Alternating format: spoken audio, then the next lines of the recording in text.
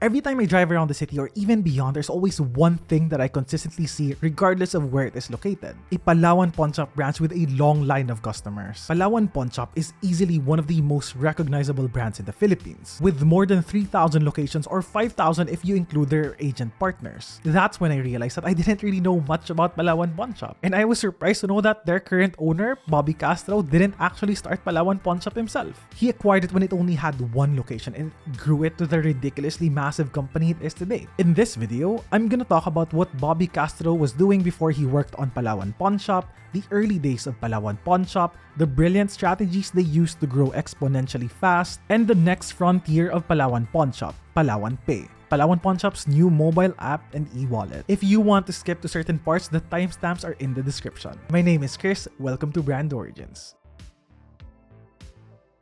Guys, it won't take a lot of time and effort, but leaving a like and a comment plays a big role in influencing the YouTube algorithm. So if you want YouTube to show my video to more people, leaving a comment and liking this video goes a long way. And don't forget to follow me on Instagram, you can say hi to me there, links are in the description. Before I talk about the incredible rise of Palawan Pawnshop, I have to talk about the journey of the man behind the success of the brand, Bobby Castro. Bobby Castro studied in a Philippine Science High School and eventually studied in UP Diliman. Now, as I was learning about his story, it was pretty obvious that this guy was pretty steadfast when it comes to the things that he believes in, especially when you consider the fact that he was a fierce activist. It even came to a point that he actually got imprisoned at Camp Crame at the height of martial law. I mean, can you imagine? He was in prison for over a year, and when he was released, he went back and joined the movement. And this guy is so hardcore, especially when you consider the fact that he had a near-death experience because bullets hit him in the head and in the shoulder. And this was followed by him being detained for another year. Now, a tiny fun fact, Bobby Castro met his wife way back in high school and she was also part of the movement. When he got released, they got married and they figured, you know what, it's probably time to head back to Puerto Princesa in Palawan.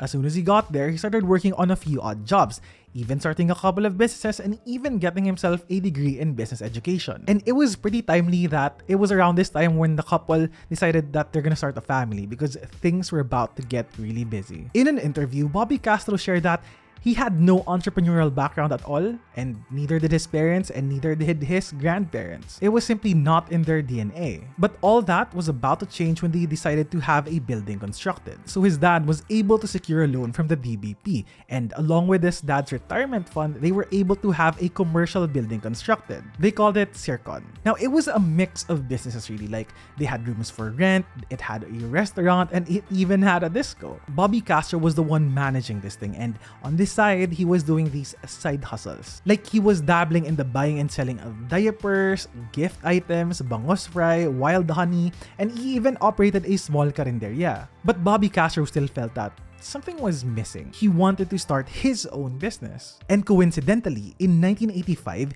a small pawn shop was being put up for sale. And this was Palawan Pawnshop. Palawan Pawnshop was founded by the Rodriguez family a couple of years prior. This is the reason why Bobby Castro doesn't address himself as the founder of Palawan Pawnshop. A better comparison is that he's more of a Ray Kroc of McDonald's type. So remember how McDonald's was founded by the McDonald's brothers, but then it was actually Ray Kroc who turned it into the mammoth company it is today. Well, in this case, Bobby Castro is the Ray Kroc of Palawan Pawnshop. When Bobby Castro was asked, why Palawan Pawnshop? Why enter the pawn shop business? Well, there's no backstory. His answer was pretty simple.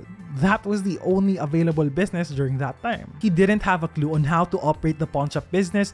None of them had the experience, but since that was the only option, they just went for it. So he asked his dad if this would be a good idea or not. And his dad was like, sure, why not? How much does it cost? And the price of the business was apparently 40,000 pesos. Luckily for Bobby Castro, his dad had exactly 40,000 pesos saved in the bank. And he shared that as soon as they used their life savings of 40,000 pesos to acquire Palawan Pawnshop, there really was nothing left. And so they had to save again. Once they started running Palawan Pawnshop, like I said, they knew nothing about the business. But just like everything else in life, you can learn things along the way. And that's exactly what they did. In order to have an edge, his wife studied jewelry appraisal in Manila, and when she came back, she helped out in running the store. And it's cool to know that in the early days, it really was just the two of them running their one and only branch. The business was earning, but it was earning very little. He shared that it was only bringing in roughly around 5,000 pesos a month, but that didn't bother Bobby Castro because his game plan was clear. As he was running Palawan Pawnshop, he still managed the Circon complex, the building I mentioned earlier that they had constructed. So he was still earning a salary while managing the business. And so his plan was whatever he was earning from Circon, that's what he was gonna use to sustain himself and his family. And whatever Palawan Pawnshop earns, he will reinvest everything back into the business. He said that as long as the business doesn't lose money, everything will be reinvested. And if there's enough money left, that's the time he's gonna open another branch. Rinse and repeat. 2 years later, in 1987, they opened their second branch, and 2 years after that, they opened their third branch in Nara, Palawan. Bobby Castro shared that one key reason as to how they were able to dominate Palawan early on was that, well, aside from taking care of their customers, they also didn't have any competitors. This is why even though they didn't know much about the pawn shop business when they were getting started, they had time to make errors. They had time to master how to run this particular business properly. After 13 years, they would have over 13 locations all over Palawan. But remember that at this point, Palawan Pawnshop was still just a pawn shop. This part of the story is how they ended up starting the Palawan Pawnshop Pera Padala, which was the game changer that started Palawan Pawnshop's ridiculous growth. Now, around this time, there was this ferry line, Negros Navigation. Negros Navigation made it easier for people to travel to other cities within the Visayas, since it had a route which went from Puerto Princesa to Iloilo to Bacolod and to Puyo. And so they figured, you know what, since traveling is much easier now, why don't we open a branch in Negros? And luckily for them, Bobby Castro had this relative in Negros, and so that relative played as kind of their guide in that area.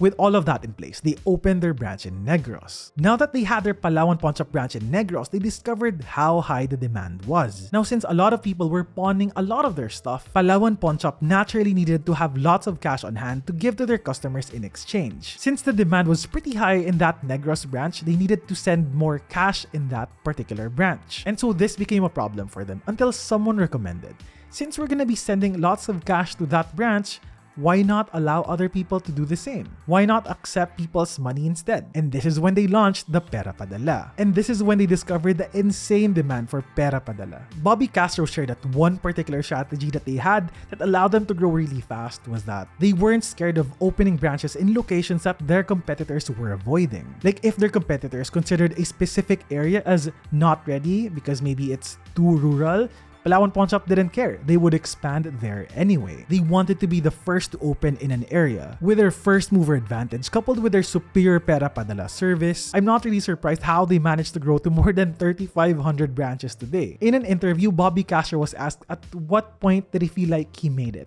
Like at what point did he feel like he was successful? He said that he started feeling this way when friends would contact him telling him na, oh, I'm here in Mindanao and I see a Palawan Pawnshop branch. Nakakatuwa naman bilang Palawenyo, they would say. So there really is a feeling of pride from the people of Palawan to see that its name is being plastered all over the country because of this company. And I get why they're feeling this way. Like me, I'm from Iloilo, and every time I see La Paz Batchoy in Manila, La Paz being from Iloilo, weirdly, I get this sense of pride even though I had nothing to do with that restaurant. So I get why they're feeling that way. Now, the amazing thing about Palawan Pawnshop is that they seem to have established themselves as the go-to brand for sending and receiving money. But then the downside of Palawan Pawnshop is that you still really need to head to a physical location. And today, we all know that with the likes of GCash dominating the Philippine market and Southeast Asian competitors Shopee Pay and GrabPay trying to make their way into the country, the threat of payment apps and e-wallet apps is real, and they're already here. When the pandemic happened and lockdowns forced Filipinos to stay in their homes, people were forced to try out these new payment apps. GCash and the rest of the payment apps experienced a surge of new users, while Palawan Pawnshop was out of reach. Even though recently, Palawan Pawnshop is now back to having those long line of customers, the shift to digital was a huge wake-up call for the company. And that's why they came up with Palawan Pay. Palawan Pay was launched in April 2022. It's Palawan Pawnshop's own e-wallet app. Bobby Castro proudly shares that this whole project was handled by his children, which is pretty cool. I think that it's only fitting that the next generation, which is Bobby Castro's children, handled the next generation's version of Palawan Pawnshop, which is Palawan Pay. From the app, Filipinos can now receive and send remittances anytime, anywhere. Bills payment, buying loads, sending money, renewing of bonds, all that can be done on the app. Oh, and did you know that Palawan Pawnshop actually offers accident insurance? As Palawan Pay partners up with more and more merchants, you'll actually be able to pay using Palawan Pay by scanning their QR codes. I'm actually starting to see more people do this with GCash and surprisingly Shopee Pay. Remember when Shopee Pay used to be only something that you used on the Shopee app, but now the number of their merchant partners are growing. So this is Shopee Pay pushing you to use their e-wallet outside of Shopee. And this is what Palawan Pay is hoping to do as it grows its number of merchant partners. I personally think that Palawan Pay is going to be a big threat to the incumbents because,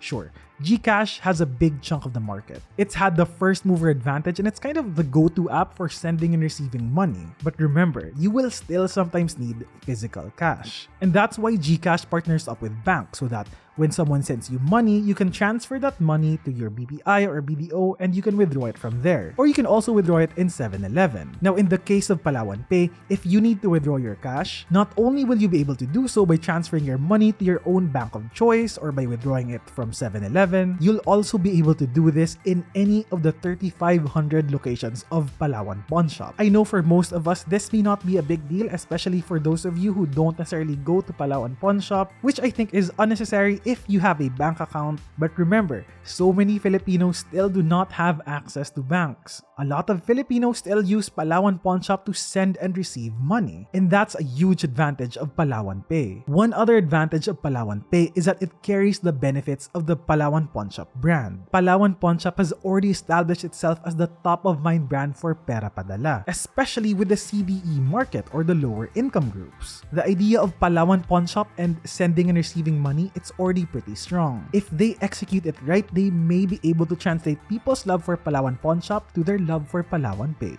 Now, I'm genuinely curious how this all plays out because when it comes to tech, when it comes to apps, its success oftentimes isn't equated to how much money you throw at it. I mean, think about it. If it was a money thing, Shopee Pay, Grab Pay, and Maya should be crushing it right now. But somehow, GCash was the one that cracked the code. It's not about how big your marketing budget is. So I'm personally rooting for Palawan Pay because I think that Palawan Pawnshop is a great company. It's helped a lot of people and this may allow it to help even more. And just a side note, did you know that Palawan Pawnshop actually holds this annual tennis tournament in the Philippines? I mean, they're really into this. Like the 2022 tournament had like several hundred participants and it's actually playing a big role in developing our future tennis stars. But that's pretty much it, guys. Now you know the brand origin story of Palawan Pawnshop. If you made it this far, I'd love it if you can like this video, leave a comment, and share it with your friends. I think you're also gonna love my podcast. Just search for Brand Origins on any podcast app. If you want to say hi, message me on Instagram. If you want to sponsor an episode, visit my website at chrisgarin.com. I'll catch you on the next one.